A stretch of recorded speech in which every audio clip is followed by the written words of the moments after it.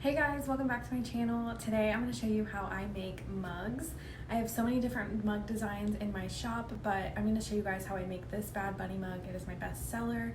I did draw this, so I'm not going to show you how that is done, but I'm just going to show you how to get an image on a mug and what you're going to need and how the process goes. So if that's something you're interested in, definitely keep watching. Okay, so the process to make mugs starts out very complicated the first time you do it and everything you need, but then you'll get the hang of it and it's actually a really simple process. So the first thing you're going to need are your mugs, obviously. So these mugs that I get are from Cricut. They're Cricut brand, but I don't buy them from the Cricut website. You can get them at Joann's, Hobby Lobby, Michael's, all kinds of different places. Most of the time Cricut website is more expensive and they charge shipping, so I normally get mine from Joann's. The type of mug you need is a sublimation mug. You can't just get any old mug and put an image on it. Sublimation basically infuses the ink into the product that you're using, whatever material it is, and now whenever you have it on the mug, it's not going to come off in the dishwasher, it's not going to come off when you wash it or anything like that. It's not going to fade over time. It's going to be infused into the mug. So once you start doing sublimation, you'll see that you want to do more, so you can just literally Google like sublimation blanks and you'll get tons of websites where they sell mugs, t-shirts, iPhone cases, all kinds of stuff. So yeah, just shop around and figure out which sublimation blanks you want to use. The next thing you're going to need is a sublimation printer, and there are different ways to do this. You can buy a sublimation printer or you can get a normal printer and turn it into a sublimation printer. I am not going to be good at explaining this, so I'm just going to link you the video in the description that I use to turn a printer that I bought into a sublimation printer. It's not that much more expensive than just buying a normal printer and ink. It's just a little bit more of a process to get it set up. That way the ink is the special sublimation ink that you need. I also did want to mention that when you print, after watching the sublimation video to figure out how to print sublimation ink on your paper, you will notice that the sublimation ink is a lot more dull than regular ink, and that's totally normal. That's how it's supposed to be. Once you press it with the heat, it will turn into this. So I just wanted to let you know, because a lot of videos I watched online didn't ever mention that, and I thought I was messing up for a really long time, and then I realized once you press it, it's perfectly normal. Also, in the description you'll find everything that I'm mentioning, so you'll find direct links to everything. Next, after you have your ink and printer set up, you'll need paper. So you can't just use copy paper. I have seen some people do that, but I feel like their results are not as good as the results I've gotten with this paper. Like I said, I'll link it down below, but you'll need sublimation paper. It is going to absorb the ink better and then transfer it onto your product way better than normal paper. The next thing you'll need is some sort of protection between the image on the mug and your actual heat press. You don't want to press directly onto the piece of paper. It does create a little bit of a weird hue from personal experience. I don't know if it happens to everyone, but for me, it creates a weird thing. So I need a barrier, and I use this butcher paper. It's a huge roll of butcher paper. It was like 12 bucks. I just put a piece of butcher paper in between the heat press. I'll show you in the process. But that's the next thing you'll need, is some sort of protection between it. I find that butcher paper is the cheapest, most you'll get for your money option. So that's what I do. I've seen a lot of other people use like specific paper for heat presses, or parchment paper or wax paper, but the butcher paper is the cheapest. You get a whole giant roll, and it's what works best for me. So then next you're going to need something to hold the image to the actual item that you're pressing, and that's the heat resistant tape. So it comes in a roll like this. I'll link the one I get down below. And it's a clear tape. It has a blue hue to it. There's some that are yellow. You kind of just have to try it out and see what works best for you. I've seen reviews on this specific tape that are not great, but it works awesome for me. So like anything I recommend in any of my videos, you kind of just have to try it out for yourself, which is why I don't like to recommend specific brands for things all the time. It's because it works for some people, it doesn't work for others. It just depends on every single machine and every step of the process to figure out if it's going to work for you. After you have your image all printed out and ready to be put on the mug, you're going to need your heat press. So there's many different types of heat presses online. If you plan to only do mugs that are like the same size as the Cricut ones that I'm recommending, I recommend the Cricut mug press just because it's a standard size and it'll work. If you plan to do other things like tumblers or skinnier cups in the future, I would get a heat press that is not specific shape. It has the kind of cup press, and you'll see tons of those like on Amazon, and there's different websites that sell heat presses, and you'll see what's best for you. I personally only plan to do these mugs, so the mug press from Cricut was perfect for me. This is the mug press that I have, and I love it. I haven't compared it to anything else because it's the only mug press that I have, but it works wonderfully for me, so I definitely recommend it. I know that there are cheaper options, there are better options, more versatile options. It all just depends on what you intend to do. So if you do think that in the future you would want to do tumblers or anything else that's a different size, I would definitely look into different options before committing to one machine and then having to add others in the future. But it is a good starting place. The last two things I'm going to tell you guys about seem optional, but they're not. I would recommend getting these things as soon as you start. I wouldn't wait. I waited and I regret it.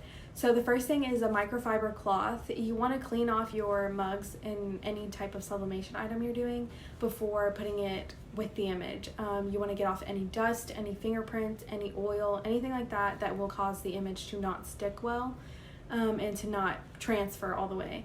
So you want to get some microfiber cloths and some rubbing alcohol that will help you clean the surface. And the last thing is this heat mat. You don't have to get this specific one, but I will link it down below. A heat resistant mat. I definitely recommend getting one of these. That way you can protect whatever surface you're putting your item on. It is very hot, and also be very careful. I use the microfiber cloth to get the mug out, as you'll see. They're very hot. Please be careful whenever you're working with any sort of heat press. I know that sounds like common sense, but you don't understand how hot they are until you burn yourself on one. Now that we have all the supplies we need, let's get started and make a mug. Okay, so I have my blank mug here, and I have a microfiber cloth with a little bit of alcohol on it, and I'm just going to clean the area that is going to get the image. That way there's no fingerprints, there's no dust getting in the way, nothing that will prevent the image from sticking. And then I normally will put my heat resistant mat down because my table, it'll roll the mug. So I either just use this, or sometimes I even fold up the microfiber cloth. That way the mug will sit nice in the middle and not roll whenever I want to put the image on. So I'm just going to take this image now that I have printed, and the way you're seeing it, it's backwards the way it's going to be on the image. So that is another thing you want to remember. When you're printing your images for sublimation, you want to mirror them. That way when you put it on the mug, it comes out the right way.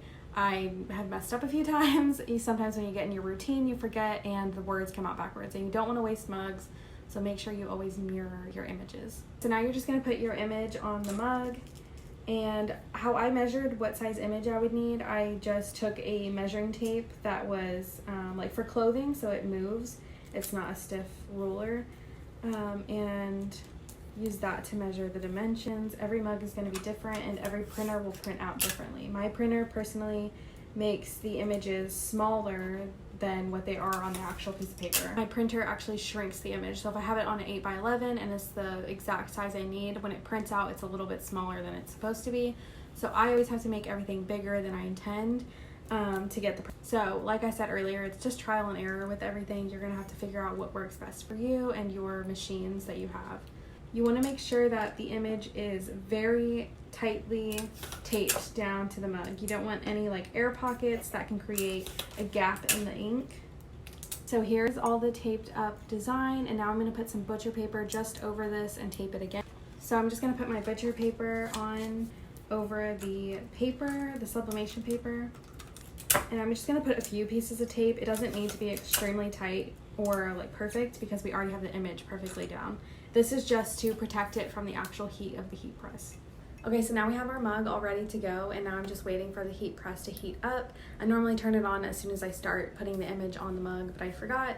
We're just waiting a couple minutes for it to turn on, and then we'll put this in and I'll show you guys how that works. The mug press is ready, and I did just want to say that you can put the mug in this way, upright, or you can put it in upside down. I've done both ways. I don't really notice a difference, but I do prefer to do it upright. I don't know why. There's no difference, but you can do it either way. But I just wanted to say that because I know you'll probably see people do it different ways, and I just wanted to address it. Some people say that it really makes a difference in the press that you get, but it all depends on your whole process, how you put the image on, all that kind of stuff. So definitely try it out both ways, see what works for you, see if there's actually a difference, because for me there's not. Put the mug in the mug press. and there's a little bit of paper showing, and I just turn the handle to touch the edge of the machine, and then you want to push this down and it's ready to go. That's going to take a couple minutes to press. It depends. It's different every time. It depends the temperature of your room that you're in and the temperature that the mug was at. That's another thing that I know a lot of people don't like about the Cricut mug press is you can't set the temperature. So if that's something you want to be able to control, definitely look into other machines, not the Cricut mug press. But for me, it doesn't really matter. It can detect the temperature of my room and press accordingly. I removed the mug from the press, and I didn't film that. Like I said, it has to happen immediately, so I didn't have time to turn the camera on. But now it's just sitting there, and I'm gonna let it cool until I remove the paper, like the image and the butcher paper, but I'll show you that process. I've learned that removing that too early when it's still hot might make the ink bleed. I've had ink bleed a couple times, and I feel like that was the common denominator. I'm not sure if it was, but just in personal experience, I leave the image on it until it's completely cooled, and that's worked better for me. I haven't had that problem ever again. Okay, so now that it's cooled, I'm going to take this little tool. You don't need this, but I like to use it to just kind of pick up the butcher paper and remove it. So I'm just going to peel off the butcher paper and then do the same with this tool to remove the tape and the image. So we're just going to peel this off, and look how cute. It looks so pretty. It's so shiny, and it's dishwasher safe. So like I did say at the beginning, I did draw this image, but you can use photos, any sort of image you print.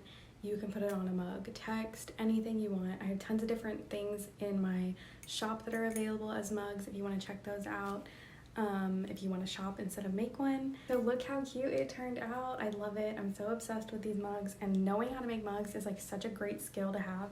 If you're somebody who loves to craft and you're just looking for another craft, not necessarily wanting to start a business or wanting to add it to your business, I definitely would suggest mugs because they make a great gift. Everybody loves them, and you can personalize them so easily.